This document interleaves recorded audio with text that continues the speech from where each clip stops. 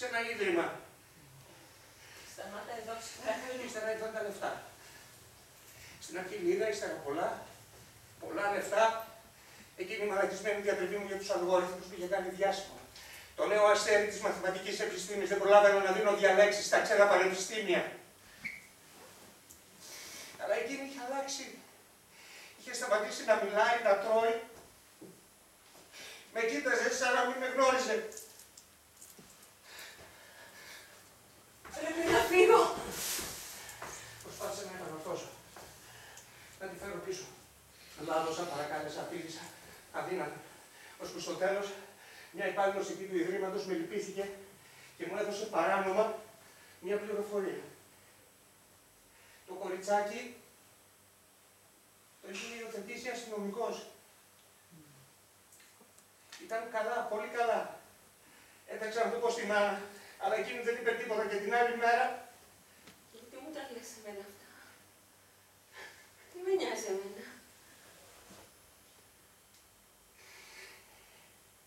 Είσαστε ίδιες. Είσαι 25 χρονών. Έχεις υιοθετηθεί από αστυνομικό. Έχεις ταλέντο στη ζωγραφική. Λες μαλακίες.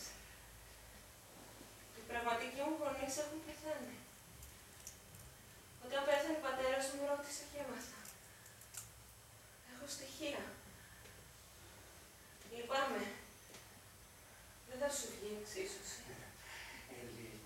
Έλλη, έχει ένα σημάδι στην πλάτη. Ένα κόκκινο σημάδι, σαν αστερίας είναι. Κάνατε ένα μικρούλι αστερία μας, είπε ο γιατρός. Δεν έχω κανένα τέτοιο σημάδι.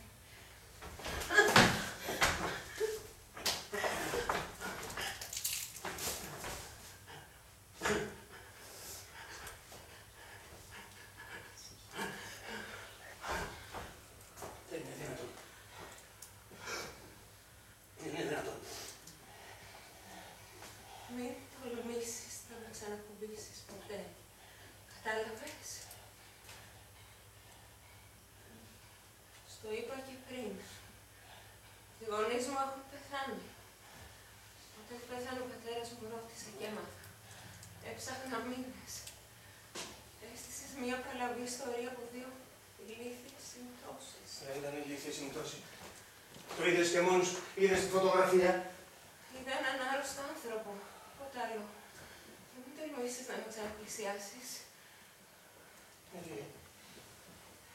Είσαι τρελός. Αν δεν σε λυπόμουν, θα σε κατήγγειλα. Μόνο τη δική σου κόρη έχει υιοθετήσει αστυνομικός. Και μόνο η δική σου κόρη έχει ταλέντο στη ζωγραφική. Τόσο απίθανο για τη μαθηματική σου σκέψη. Κι εγώ ηλίθια. Ήμουν έτοιμη να... Μη φεύγεις.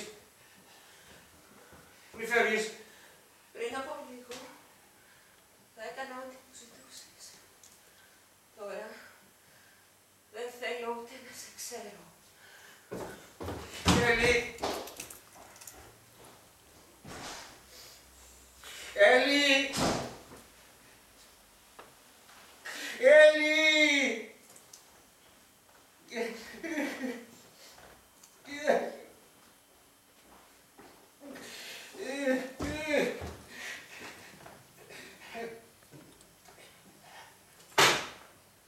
Και ας πούμε ότι ήμουν εγώ. Και θα μου ζητούσα συγγνώμη. Και θα πέφταμε κλαίγοντας ο ένας στην αγκαλιά του άλλου. Αλήθεια, πώς το φανταζόσαι. Ότι θα σε καταλάβαινα και εσένα και την άλλη τη δύσμηρη που με παρατήσατε σαν το σκυλί και θα σε συγχωρούσα. Και θα σε φώναζα μπαμπά, μπαμπάκα μου. Και όλα θα τέλειωναν γλυκά και όμορφα. Ήμασταν νέοι, ήμασταν παιδιά. Ήμουνα και εγώ παιδί. Αλλά εμένα δεν με ρώτησε κανείς. Ο κύριος έβγαλε λεφτά και αποφάσισε πως έλεγε την κορούλα του πίσω. Και τότε τι θα της έλεγες, Παιδί μου, τώρα που είμαι πλούσιος, αποφάσισα πως έχω και σένα. Χριστέ μου, γιατί κάποιοι άνθρωποι ζείτε ακόμα. Εσύ είσαι. Εσύ είσαι. Τι ψάχνεις, ρε. Παρηγοριά, λυτρωσή. Εσύ είσαι. Δεν η κόρη σου δεν θέλει να σε δει. Το σκέφτηκες ποτέ. Όχι όχι βέβαια. Ούτε τότε, ούτε τώρα, ούτε ποτέ. Πάω στοίχημα πως ούτε και τη γυναίκα σου ρώτησες τότε. Απλά πήρες το παιδί και το έδωσες. Εκείνη ήταν μάνα. Αποκλείεται να... Εσύ είσαι. Να την τρελάνεις όπως πήγες να τρελάνεις και εμένα. Χριστέ μου, σε μισώ. Σε μισώ τόσο πολύ. Έκανες εγχείρηση, Και το έβγαλες στο σημάδι, με τα ίδια μου τα χέρια. Έκανες εγχείρηση και το έβγαλες. Ήξερες από πριν ποιος ήμουν, Ποιος είπε ότι μπορείς να καταστρέφεις τις ζωές του των Θα άλλων. προτιμούσες να κοιμηθείς μαζί μου παρά να το παραδεχτείς, Θα προτιμούσα να πεθάνω.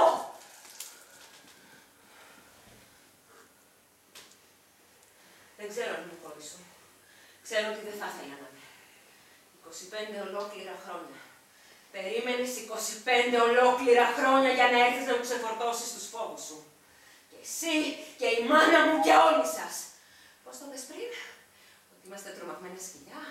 Και εσύ τι, ο λύκος που φοβάται να πηδήξει τη μάντρα. Εσύ και τα ηλίθια διδάγματά σου.